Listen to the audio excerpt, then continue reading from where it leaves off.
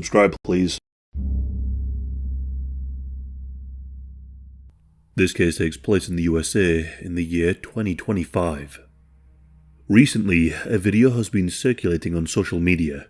It shows perhaps one of the most senseless crimes ever caught on camera, leading to people all over the world erupting in anger and frustration, with many pushing for serious retribution. This is the case of Irina Zarutska. Irina was a 23-year-old Ukrainian refugee who had fled her homeland amid the chaos of war.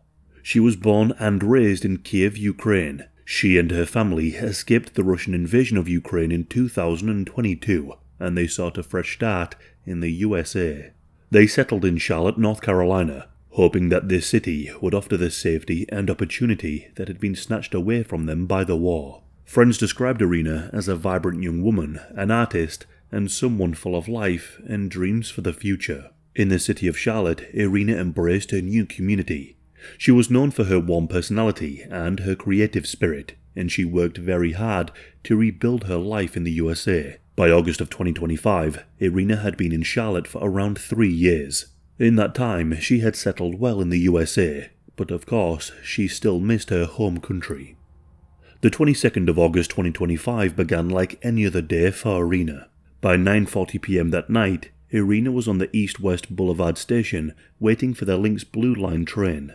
Surveillance video would later show her stepping onto the train and taking a seat, presumably looking forward to ending her day. There were other passengers around, just a normal night on public transport. However, unbeknownst to Irina, one of those nearby strangers would soon change all of that. She sat on her seat, scrolling through her phone and gazing out of the window, totally unaware of the man sitting just behind her. This man was already on the train when she boarded. He wore a red hooded sweatshirt and appeared to be in an agitated state in his seat. Witnesses later said that he even appeared to be somewhat emotional. Still, in those first moments, there was no confrontation or even a conversation between Irina and this man. Other riders were scattered throughout the cart, each absorbed in their own world. No warning of what horror was about to unfold. Just moments later, chaos erupted. The man in the red hoodie behind Irina pulled out a folding knife from his pocket. He unfolded the blade and then paused briefly. It looks as if he contemplated for just a second. However, moments later, this man lunged forward, towering over Irina, before plunging the knife into her throat. It all happened in mere seconds. She literally had no time to even react. One moment she was seated, and the next she was being stabbed in a savage, unprovoked attack. Irina collapsed from her seat onto the floor, fatally wounded. Fellow passengers watched in shock, some frozen in fear. The killer then continued to stab Irina a further 3 more times. All of this was captured on CCTV. On the footage, after slashing Irina, the killer is seen just calmly walking away as if nothing had even happened. He didn't run, he didn't panic. In fact, he strolled to the opposite end of the rail car without a single care in the world. In the chaos of the attack, the killer had somehow managed to injure his own hand, so on the CCTV you can see blood visibly pouring from his hand. As the train came to its next stop, the attacker removed his red sweatshirt and held it to his hand, attempting to stop the blood coming from his wound. After the killer left the train, several passengers rushed to assist Irina. One rider ran toward her, attempted to render first aid and comfort as she lay on the floor unresponsive. Others frantically called 911 and began shouting for help. Some passengers fled in the railcar to the next station, running along the platform in fear or in search of police. By 10 p.m, emergency calls had brought police officers and paramedics rushing to the station. They immediately checked on Irina, looking for a pulse and any signs of life. However, tragically, within minutes, paramedics determined that Irina's injuries were catastrophic. Despite their efforts, she had no chance of survival. Irina was pronounced dead at the scene shortly after. Other officers found out on the platform station looking for the attacker described by the witnesses, although they soon realized that the attacker didn't get too far. As the police just began looking for him, they found him still at the station immediately, on the platform where he had just exited from the train. The killer made absolutely no effort to escape, and witnesses on the platform all pointed their fingers towards him to the police. Officers confronted the killer, and he was immediately taken into custody without further incident. Nearby on the ground, police discovered a blooded folding knife which was swiftly recovered as the suspected murder weapon. The emergency response had been swift. Within roughly 10 minutes of the attack, the perpetrator was detained and the victim pronounced dead. Due to the sheer brutality, a witness had to be transported to hospital for an unrelated medical issue. According to one source, they had suffered a panic attack from what they had seen. The police now had the grim job of informing Irina's family of exactly what had happened and begin the search for why this happened. In the hours that followed, detectives worked to piece together the full story of Irina's murder, and they were able to identify the killer as 34-year-old DeCarlos Brown Jr. That night, crime scene investigators combed the train and platform for evidence. They photographed the scene, collected the knife, and swabbed for DNA. Forensic technicians also documented the blood splatter and any fingerprints on the weapon or nearby surfaces. Every detail was documented. However, the police then received the access to the CCTV footage on the train, and what they saw was one of the most brutal and twisted murders they had ever seen. From the footage, investigators learned that there had been no interaction, no provocation, nothing. Meanwhile, the investigators looked into Brown's actions leading up to the attack. They learned that Brown had boarded the train without paying the fare, and on the train, he reportedly sat alone, talking to himself and displaying erratic behaviour, but nothing he did drew enough attention to alarm others until that moment of violence. The police have not publicly disclosed if Brown said anything during the stabbing or if any words were exchanged at all. Why he chose to attack Irina, a person he didn't know, is a question that he did not answer that night, and perhaps one he can't even fully answer himself. So, just who is DeCarlos Brown Jr.? Well, initial information trickled out within hours. Brown is a 34-year-old male, reportedly homeless with no fixed address. Very soon, it became clear that Brown was not a stranger to law enforcement. In fact, he had a lengthy criminal history spanning well over a decade. Brown's criminal record dated back to at least 2011. Over the years, he has been arrested and convicted for a variety of offences in North Carolina. Among the more serious convictions on his rap sheet were for robbery with a dangerous weapon, breaking and entering, and felony larceny. For those crimes, Brown had served approximately 6 years in prison, finally gaining release in September of 2020. However, freedom did not lead to a reformed life. In the years after his release, Brown had additional run-ins with the law. In September of 2022, he was arrested for attacking a woman, though I couldn't find too much information about actually what happened.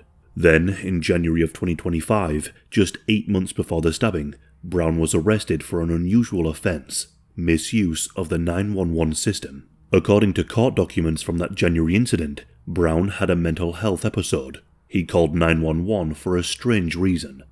He told the responding officers that he believed that someone had given him a man-made material that was now inside his body, controlling when he ate, walked, and talked. This delusional claim strongly suggested that Brown was suffering from some form of mental illness or psychosis. In fact, it later emerged that Brown had been diagnosed with schizophrenia. Family members, including Brown's own mother, would later say that he had long struggled with his mental health, and they had even tried to get him help. The January 2025 arrest for the 911 misuse call led to Brown appearing in court, and by July of 2025, a public defender questioned his competency to stand trial. A judge even agreed that Brown's mental health was in doubt and ordered a forensic psychiatrist evaluation in that case. However, frustratingly, that evaluation had not yet occurred by the time the 22nd rolled around. Brown was effectively out on the streets awaiting a mental health assessment, despite him having clear signs of delusions and a history of violence. One would think that this combination alone would be enough to have him sectioned and treated. In hindsight, it's a devastating fact that had Brown received the treatment or the intervention his family sought, he likely wouldn't have been on that train, and an innocent woman wouldn't be dead. The police also concluded that Brown had no known connection to Irina before the attack. There was no shared history, no interaction on social media, nothing. As of right now, the motive remains elusive. Some speculate that Brown's mental health may have driven him to violence, or that an internal delusion triggered the attack. Others point to the possibility of drugs, though no conclusive evidence of intoxication was reported. Some have also claimed that this is a racially motivated crime. However, the police have not suggested that there is any evidence to support this. Brown himself has not given any explanation. The portrait that has emerged is of a homeless ex-convict with a violent past and untreated mental health issues. For the community, learning about Brown's history led many to become frustrated. Also, what's worth mentioning is that just days after the brutal attack, on the 2nd of September 2025, something happened that turned public outrage into disbelief. The City Council held a meeting to discuss transit safety in light of the gruesome murder. However, the council paused the meeting to eat cake and even posted about it online. So, a reportedly somber meeting about a refugee's brutal death was interrupted by a birthday cake break. A photograph was then posted on Twitter of the cake with a caption saying, "Here's the cake," followed by, "Cake time is over. Charlotte City Council is now starting its discussion of the fatal stabbing." Social media erupted. Many people found this to be unbelievably strange and rather tone-deaf. How was a man with a criminal past and schizophrenia so freely allowed to walk around? How and why did the system fail to intervene before he did something this horrific? These questions are currently fueling much of the public discourse. On the night of the murder, DeCarlos Brown Jr. was swiftly arrested at the scene. He was initially taken to the Atrium Health Hospital for treatment for the minor injuries he sustained to his hand.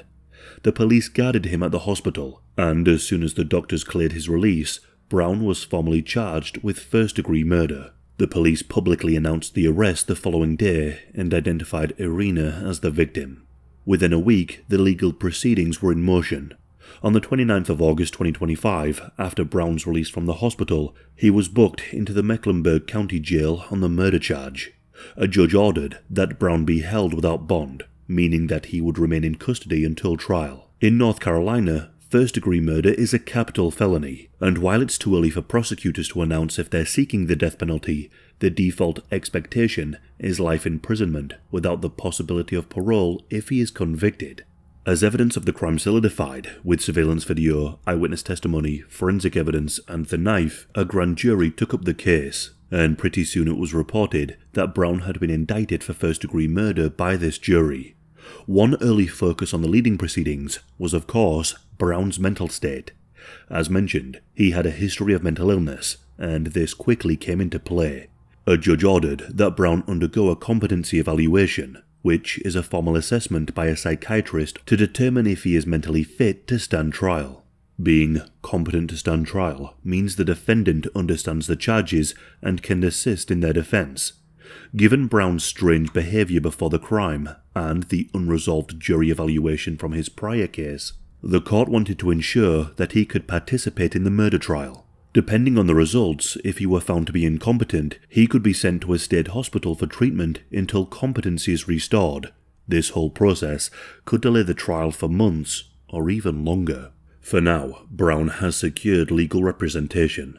His defense will have to decide whether to mount an insanity defense or to negotiate a plea. But given the brutality and the notoriety of the case, any outcome short of a trial and serious punishment seems unlikely. It is possible that Brown's attorney might negotiate for him to plead guilty or not guilty by reason of insanity, in exchange for a guaranteed life sentence, taking the death penalty off the table. This would mean that he would spend the rest of his life in a secure psychiatric facility, but as of now, no plea agreements have been announced.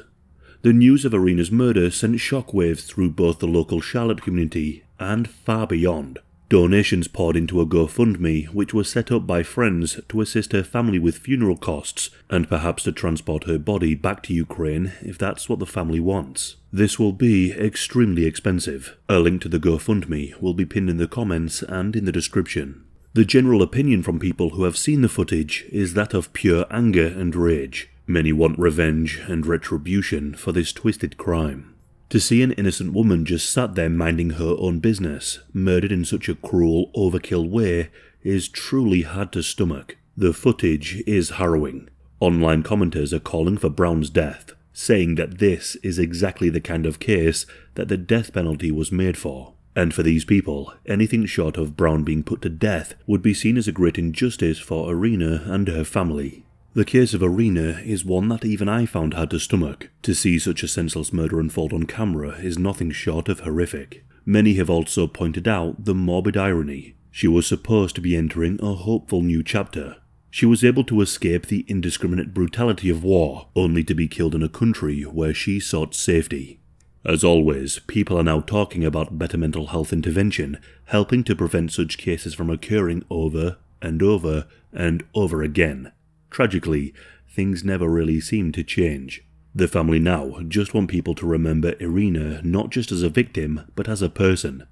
They want people to know who she was, a talented artist, a loving family member, and a resilient soul who had weathered one of the worst situations possible: war.